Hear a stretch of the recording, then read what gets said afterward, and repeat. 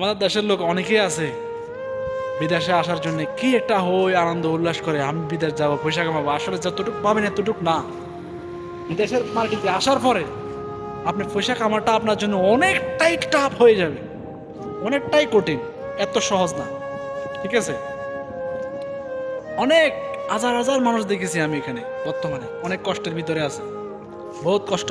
কেউ খাওয়ার পাইতেছে না, কেউ একদিন কাজ করতে 2 দিন কাজ করতে পাইতেছে না। এই যারা আসসালামু আলাইকুম, আশা করি সবাই ভালো আছে।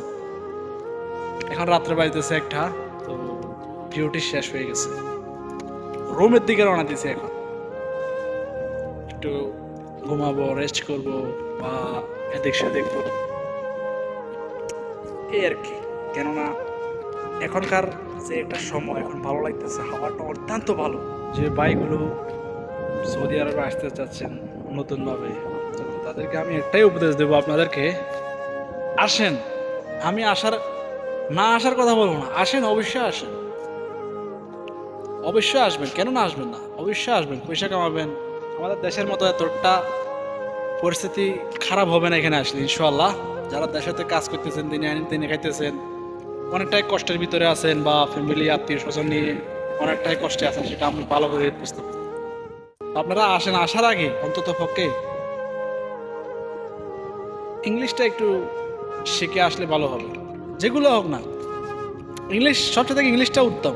আপনি যদি কোনো একটা মাস্টারের সাথে বা অন্য কোনো ফরেনিয়ারের সাথে যখন আপনি কথা বলবেন নতুন অবস্থায়, আপনি অন্তত ইংলিশে কথা বলার পরে আপনার একটু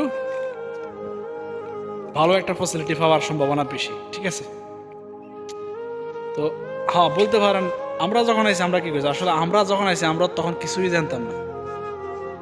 তো অনেকের দেখা যায় আত্মীয় স্বজন আছে, কারো আত্মীয় স্বজন নাই। যারা আত্মীয় স্বজনের তখন তারা কি করবে, আমাদের আত্মীয় স্বজন ছিল বা আমার বন্ধু বান্ধব পরিচিত সবাই ছিল ভালো, এই জন্য আমি ভালো একটা কাজে আছি বা আমি এখনো করতেছি কাজ, আলহামদুলিল্লাহ। পরবর্তীতে যখন আমি 3 মাস পর আমি এই দেশের ভাষাও শিখে গেছি, আরবি, হিন্দি, উর্দু, ইংলিশ সব কিছু আমার আলহামদুলিল্লাহ জানা আছে। ঠিক আছে, আমি আপনাদের এটাই সাজেস্ট করব, অতএব ভাষা শিখে আসবেন। সবচেয়ে থেকে উত্তম আরেকটা জিনিস হবে, যখন আপনি যখন কোনো একটা আপনি ভালো হাতের কাজ জানেন বা আপনার একটা কাজ আইডিয়া আছে, যেগুলা এখানে আসে আপনি চালাইতে পারবেন। ঠিক আছে, তাহলে আপনাদের জন্য আরেকটু বড় উত্তম হবে, অনেকটাই ভালো হবে। ঠিক আছে, তো আশা করি সবাই বুঝতে পেরেছেন আমার কথাটা। ঠিক আছে, যদি কোনো ভুল ত্রুটি বা কোনো অন্যায় করে থাকি মাফ করে দেবেন। তবে আমি কথাগুলো বলেছি যেগুলো সত্য কথা বলেছি, রাইট কথা। আমাদের দেশের লোক অনেকেই আছে বিদেশে আসার জন্য কি একটা হই আনন্দ উল্লাস করে, আমি বিদেশ যাব পয়সা কামাবো। আসলে যতটুকু পাবেন এতটুকু না। বিদেশের মার্কেটে আসার পরে আপনি পয়সা কামাটা আপনার জন্য অনেকটাই টাফ হয়ে যাবে, অনেকটাই কঠিন, এত সহজ না।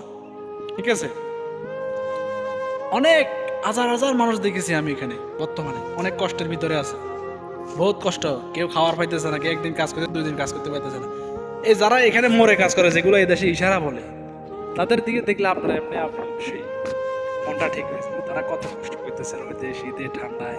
ঠিক আছে, তো এতটুকু বলবো, আমি এটাই আপনাদেরকে সাজেস্ট করবো। এই সাজেস্টটাই করতেছে আমি, কাজ শিখে আসেন, কাজ শিখে ইনশাল্লাহ, ইনশাল্লাহ ভালো একটা ভালো লাইনে যাইতে পারবেন, ভালো একটা কাজ ধরতে পারবেন ইনশাল্লাহ, আশা করা যায়। ওকে, আল্লাহ হাফেজ, ভালো থাকবেন, আসসালামু আলাইকুম।